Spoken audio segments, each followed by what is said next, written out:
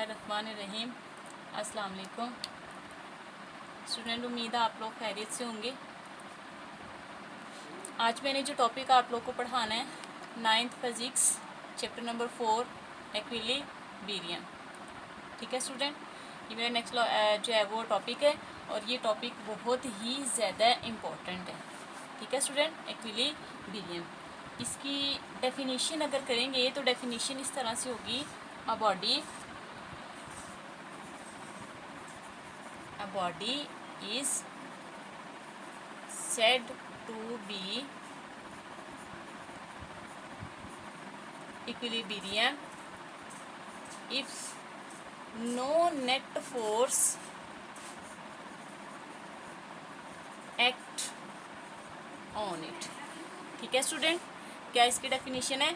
A body is said to be equilibrium, एक जिस्म तब इक्विलिब्रियम की हालत में होता है if no net force act on it, जब उस जिस्म के ऊपर कोई भी नेट फोर्स, कोई बैरूनी फोर्स, कोई भी फोर्स अमल ना करें, तब हम कहते हैं कि वो जिस्म क्या कहलाता है? इक्विलिब्रियम। स्टूडेंट, इसकी अगर हम लोग एग्जांपल देखें, एग्जांपल इसकी इस तरह से होगी कि बुक है। ठीक है स्टूडेंट, बुक अगर टेबल पे पड़ी है तो वो टेबल पर ही पड़ी रहेगी, बशर्ते ये कि उसके ऊपर कोई बैरूनी फोर्स अमल ना करे। ठीक है स्टूडेंट, जैसे बुक टेबल पे पड़ी है तो वो पड़ी ही रहेगी, तो वो क्या कहलाएगी? इक्विलिब्रियम। दीवार के साथ लटकाया गया फ्रेम, वो भी हमारे पास किसकी एग्जांपल है? वो एग्जांपल हमारे पास किसकी है? इक्विलिब्रियम की। फॉर एग्जांपल इसकी एग्जांपल है अ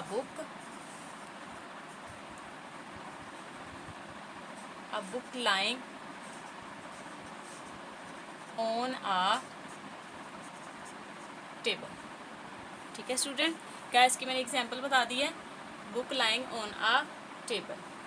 अब स्टूडेंट, मैंने आप लोग को इसकी कंडीशंस के बारे में बताना है। ये न्यूटन ने सबसे पहले जो है वो इक्विलिब्रियम को अखज़ किया था। न्यूटन ही पहला शख्स था जिसने कहा था कि कोई भी जिस्म रेस्ट की हालत या ख़त मुस्तकीम में रहता है, बशर्ते ये कि उसके ऊपर कोई बैरूनी फोर्स अमल ना करे।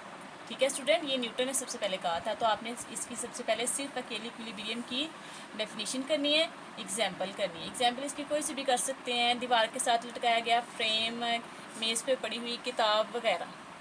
ठीक है स्टूडेंट, उसके बाद इसकी जो कंडीशंस है ना, कंडीशंस। ठीक है स्टूडेंट, इसकी दो कंडीशंस होती हैं। एक हमारे पास है फर्स्ट कंडीशन फॉर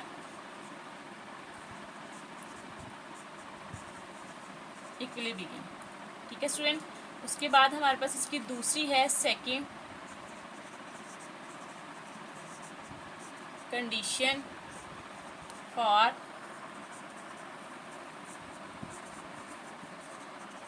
इक्विलिब्रियम।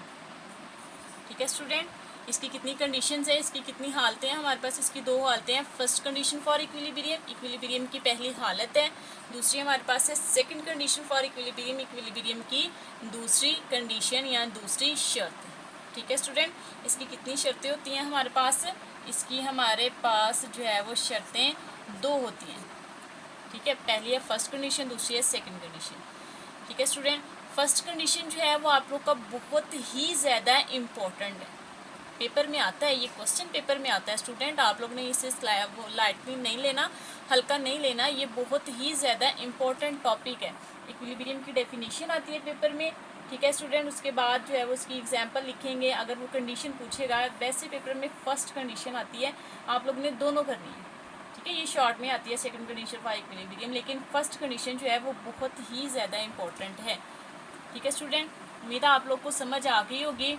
इंशाल्लाह आप लोग को मैं फ़र्स्ट कंडीशन फॉर इक्विलिब्रियम वो नेक्स्ट लेक्चर में डिलीवर कर दूँगी, वो बहुत ही ज़्यादा इम्पोर्टेंट है। ठीक है स्टूडेंट, तो दुआओं में मुझे याद रखिएगा। खुश रहें, अल्लाह हाफिज़।